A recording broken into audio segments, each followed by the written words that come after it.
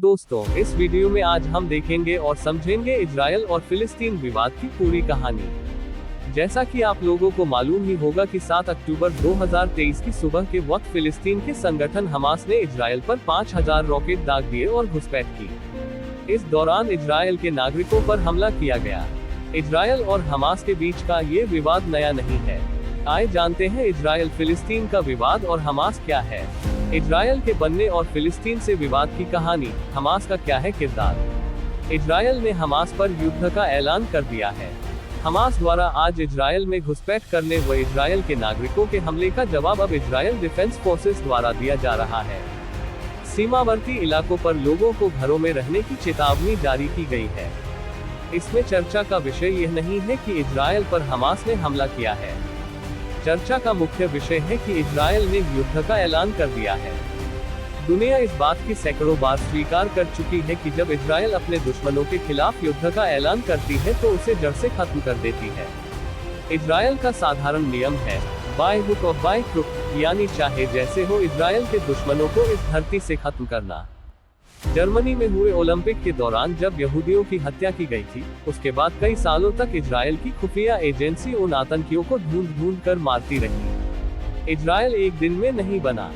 बुद्धि, ज्ञान, संपदा और संस्कृति से भरपूर यहूदियों ने चाहे कितनी भी सफलता और सम्मान दुनिया में आज हासिल कर ली हो, लेकिन एक समय था जब उनकी यह सफलता उनके लिए काम नहीं आई।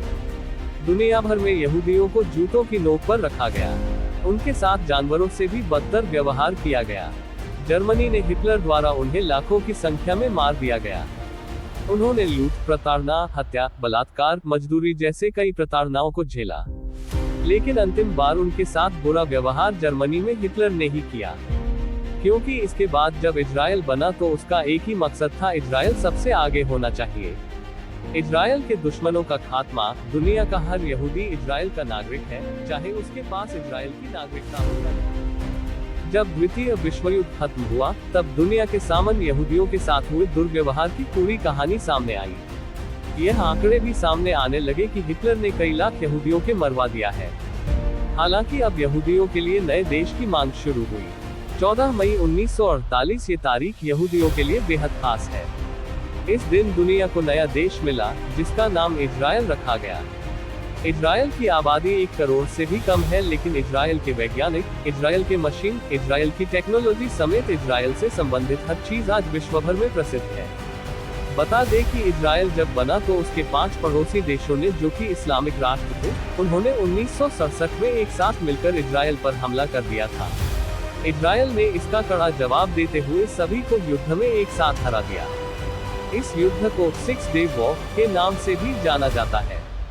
इससे दुनिया में संदेश गया कि अपने दुश्मन देशों से घिरा इजरायल आकार में छोटा है, लेकिन उसके हौसले किसी से कम नहीं है। इस युद्ध का नतीजा हुआ कि इजरायल ने सिनाई प्रायद्वीप, गाजा, पूर्वी यरूशलेम, पश्चिमी तट और गोलाना की पहाड़ी पर अपना कब्जा जमा लिया। हमास फिलिस्तीन का एक चरमपंथी संगठन है। इसी के कारण इजरायल और फिलिस्तीन के बीच युद्ध की शुरुआत हो चुकी है। हमास ने ही 7 अक्टूबर की सुबह इजरायल पर 5000 रॉकेट दागे और इजरायल में घुसपैठ कर इजरायल के नागरिकों पर हमले किए। हालांकि अब इजरायल ने हमास के खिलाफ ऑपरेशन ऑरेंज स्वॉर्ड शुरू कर दिया है। बता दें कि साल 1987 में हुए जनांदोलन में शेख अहम यासीन ने हमास संगठन की नींव रखी थी। तब से हमास फिलिस्तीनी इलाकों से इजरायल को हटाने के लिए लड़ाई लड़ रहा है। हमास को गाजा पट्टी से ऑपरेट किया जाता है। इजरायल को बतौर देश हमास मान्यता नहीं देता है और इस पूरे इलाके में एक इस्लामी राष्ट्र की स्थापना करना चाहता है। अपनी स्थापना के 1 साल बाद साल 1988 में हमास द्वारा एक चार्टर जारी किया गया। इस संगठन ने अपने चार्टर ने इजरायल और यहूदियों को लेकर कहा कि यहूदी समुदाय और इजरायल को पूरी तरह खत्म करने की हमास दम लेगा। बता दें कि हमास 2 भागों विभाजित है, जिसका एक भाग का दबदबा वेस्ट बैंक और गाजा पट्टी पर है। वहीं दूसरे भाग को साल 2000 में शुरू किया गया। इसकी शुरुआत के साथ ही इजरायल पर होने वाले हमलों में बढ़ोतरी देखी गई। इसकी शुरुआत के साथ ही आत्मघाती हमले भी बढ़े हैं। हमास के पास लड़ाकों की संख्या की अगर बात करें तो कई रिपोर्ट्स के मुताबिक हमास के पास करीब 50,000 लड़ाकों की फौज है। इस ग्रुप में नौजवानों की संख्या काफी अधिक है।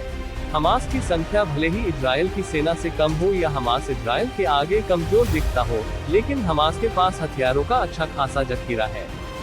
कई रिपोर्ट्स के मुताबिक और आए दिनों होने वाले हमलों पर ध्यान दें तो उससे पता चलता है कि हमास के पास रॉकेट से लेकर मोटा और ड्रोन जैसे कई हथियार हैं।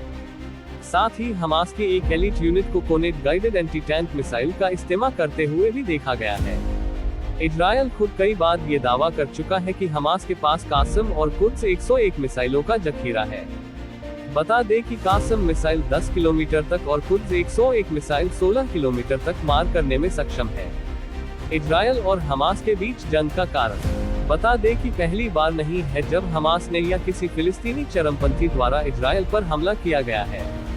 इससे पहले साल 2021 में भी दोनों के बीच में युद्ध देखने को मिला था। दरअसल इजराइल की स्थापना के बाद से ही इस विवाद की कहानी शुरू होती है। इजराइल मिडिल ईस्ट में इकलौता यहूदी देश है। इसके पूर्वी हिस्से में वेस्ट बैंक मौजूद है, जहां फिलिस्तीन नेशनल अथॉरिटी फिलिस्तीनियों के लिए सरकार चलाती है। इसे संयुक्त राष्ट्र द्वारा मान्यता मिली हुई है। इजराइल और फिलिस्तीन का विवाद 100 साल से भी अधिक पुराना है। पहले विश्व युद्ध में जब ऑटोमन साम्राज्य हारा तो फिलिस्तीन वाले हिस्से को ब्रिटेन ने अपने कब्जे में ले लिया। उस वक्त इजराइल नहीं था, लेकिन द्वितीय विश्व युद्ध के बाद यहूदियों के लिए अलग देश की मांग होने लगी। इस दौरान संयुक्त राष्ट्र द्वारा यहूदियों के मिडिल ईस्ट का वो स्थान दिया गया जहां इस्लाम, ईसाइयों और यहूदियों को पवित्र स्थल यरूशलेम बसा हुआ है।